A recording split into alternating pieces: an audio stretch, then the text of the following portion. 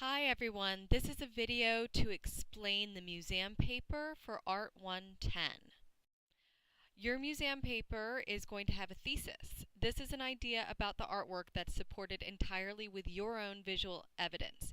Basically, you're going to take the things that we've been doing in class, but apply it to an object that is new to you. It's going to be from one of the stylistic periods that we've studied, so you're going to be applying what you know about ancient Egypt or ancient Greece to this particular object and then come up with your own thesis based on your visual analysis. It's going to be 700 to 750 words. That's about 3 pages. You don't need to do any research on this beyond what you could find on the museum's website or the label at the museum. And it needs to be submitted as a Word document on Canvas. These are the stages of the assignment. The first step is to plan your visit to the museum or decide that you're going to do an online collection. After that, you'll go to the museum and do your visual analysis, or you will do it using a high-quality image from the museum's online collection. Then there will be a rough copy. The fourth step is a peer review of outlines that you will base on the feedback that I give you on your rough copy. And then finally, you'll submit your final copy. So, step 1, plan your visit. If you are able to go to the museum, I highly recommend it, just because seeing the object in person is different, and you see different things when you have the actual physical thing in front of you. So the museum that I've selected for this is the University of Pennsylvania's Museum of Anthropology and Archaeology. It's on Penn's campus, right across the street from Franklin Field. So here it is. If you ran track in high school, you may have done the Penn Relays over here at Franklin Field. The best way to get here, if you can, is public transportation. Take the regional rail line that stops in University City right here, and then you just walk over here, and you're at the museum. You can also drive. There's a parking garage right here. It's a little expensive. So either pair up with some other people in the class to go in, or just be prepared that you're also probably going to spend 20 bucks to park. You could find street parking, but you know how sketchy that can be in terms of getting towed or tickets. So my recommendation would really be to go on the train, or the next one would be to do the parking garage.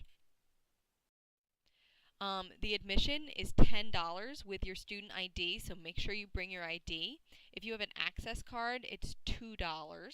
If you are active military personnel, it's free. Children under 5 are free, but I would not recommend bringing your kids with you to this if they're under 5, because you might have a hard time getting the assignment done. More on that later.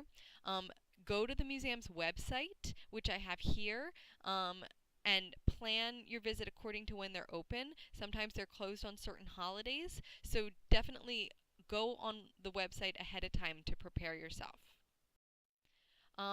While you're on the website, it's worthwhile to take some time to choose your object. So you go to their collections tab, which is here, and then type in the title of one of the objects. So in the assignment that I have, in the PDF that I have attached to the assignment on Canvas, you can find the list of approved objects for this assignment. One of them is the Benghazi Aphrodite. I find that's a popular one because it's a really cool little sculpture. So type in Benghazi Aphrodite, and then you'll get to see what it looks like, and you click on it, and it'll tell you where it is, the Greece Gallery. So that can help you find it when you get to the museum. And then it tells you some information about it. It has some photographs too, though I find that the images that the Penn Museum has are not very high quality, which is why I don't want you to use this one if you are only going to do an online visit versus like actually physically going to the museum. Anyway, I recommend doing this for all 5 of the objects that are on the list, because then you know what you're looking for, and you might even have an idea ahead of time of what you want to do. Now, if you can't get to the museum, I 100% understand that. This is an online class. You're taking it because you might not have time to physically be somewhere else outside of your work schedule. So, you may select an object from either the online collection of the Metropolitan Museum of Art or the Getty collection. I have links for both of those within the assignment.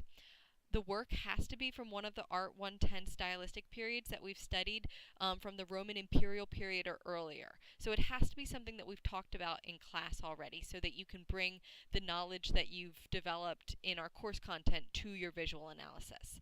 Now, I want you to respond and tell me to this early assignment whether you're going to go to the museum, or if you're not going to go to the museum, send me a link for your selection and I need to approve it. Okay, the next step is visual analysis. So either you're going to get in your car or get on the train and go to the museum, or you're going to set yourself up at home with your computer and a high quality image of the object that you're going to write about. But for either one of these, you need to plan to spend an uncomfortable amount of time looking at your object. I usually set my timer for like 30 minutes and just say, I'm just going to look at this for 30 minutes. Take notes, sketch the object, describe what you see. In the PDF attached to this assignment, I have a lot of different questions that you can ask, different vocabulary words you can consider. Basically, just take as many notes as you can, draw it, anything that you can do that helps you to visually analyze the object. We're going to be doing a lot of visual analysis in class, so you can go back to some of the things that we've talked about within our forums and in the assignments that you've done for every week to think about things that might help you better understand this object. But the notes are important because this is basically how you're going to build your paper, is based on these notes that you're taking, because you're going to look back at them and see, are there any themes that emerge as you're looking at this object. So, now you're ready to write that rough draft. Look at your notes. Is there some visual thing that you go to over and over and over again? Why do you think that visual thing was so captivating? What does it do for the object? What might it suggest for the overall meaning of the work? So for example, with, again, going back to this Benghazi Venus, I find a lot of students think about, like, why are her legs missing? What might this mean about its use? Some archaeologists believe that it was originally in a little pool of water, and so it's supposed to look like she's emerging from the water. So students might talk about that. Other times students end up thinking about, like, is she aware that we're looking at her? I mean, if she's bathing, are we like creepy people watching her bathe? Or is she, as the goddess of love and sex, fully aware that we're watching her and doing kind of a sexy dance with her hair? Those are some things that I've had students write about in the past. Whatever they write about, though, they build it on the visuals. So if you were going to say that she's unaware of us and we're kind of watching her as she's innocently bathing, you might discuss how her head is looking down and away. She's not making eye contact.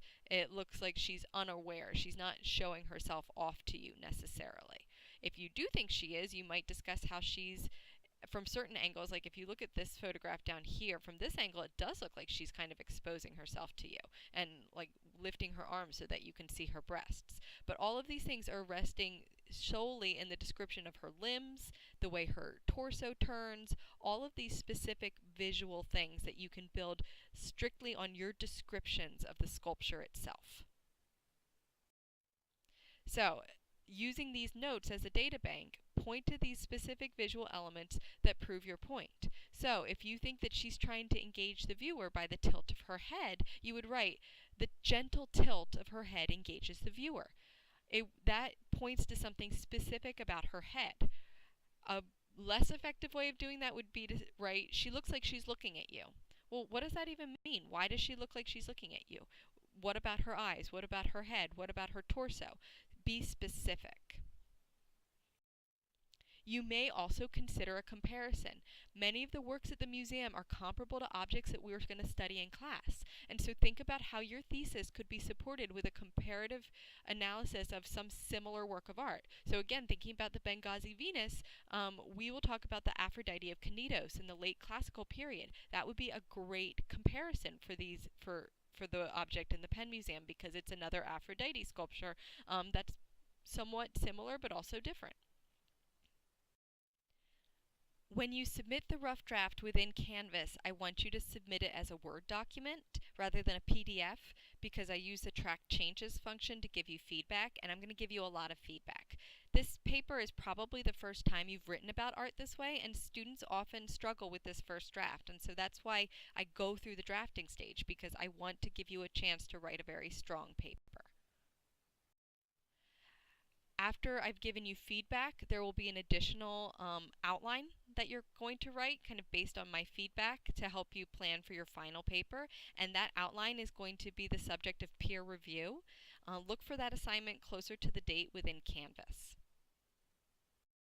And then finally, the final copy.